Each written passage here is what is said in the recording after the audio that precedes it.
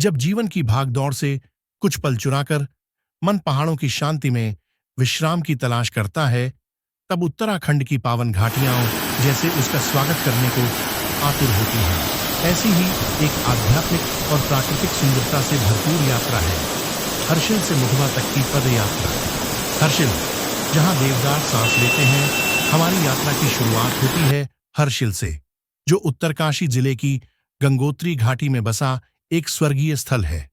सुबह सुबह जब सूर्य की पहली किरणें भागीरथी नदी के नीले जल पर पड़ती हैं, तब हर्षिल एक चित्रकला सा लगने लगता है।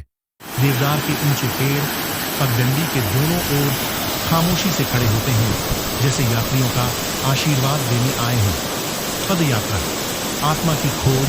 हर्षिल से मुखबा की दूरी लगभग 3 से 4 किलोमीटर है, पर यह केवल एक शारीरिक यात्रा नहीं है, यह एक आध्यात्मिक अनुभव है। रास्ता नदी किनारे से होकर जंगलों के बीच से गुजरता है। पक्षियों की चहचहाहट और पहाड़ी हवा की ठंडक साथ चलती है। पग पग पर हिमालय की गोद में बसे गांवों की झलक मिलती है। थोड़ी चढ़ाई के बाद जैसे ही आप मुखबा के निकट पहुंचते हैं, हवा में एक पवित्रता घुली होती है। सामने गंगोत्री माता का मंदिर दिखाई देने लगता है और मन श्रद्धा से भर उठता है। मुखबा गंगोत्री मां का शीतकालीन घर। मुखबा गांव छोटा लेकिन अत्यंत महत्वपूर्ण धार्मिक स्थल है। जब सर्दियों में गंगोत्री धाम बंद हो जाता है, तब गंगा माता की मूर्ति मुखबा गांव लाकर पूजी जाती है।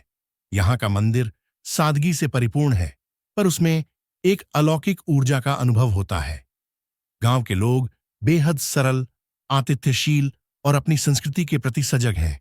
लकड़ी के पुराने घर, रंग बिरंगे दरवाजे और लोगों की मुस्कान, सब कुछ इस गांव को आत्मीयता से भर देता है।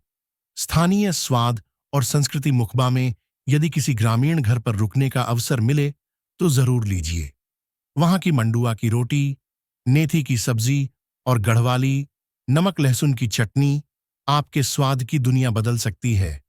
क्यों करें यह यात्रा? प्रकृति की गोद में कुछ शांत पल बिताने के लिए गंगोत्री माता के शीतकालीन मंदिर के दर्शन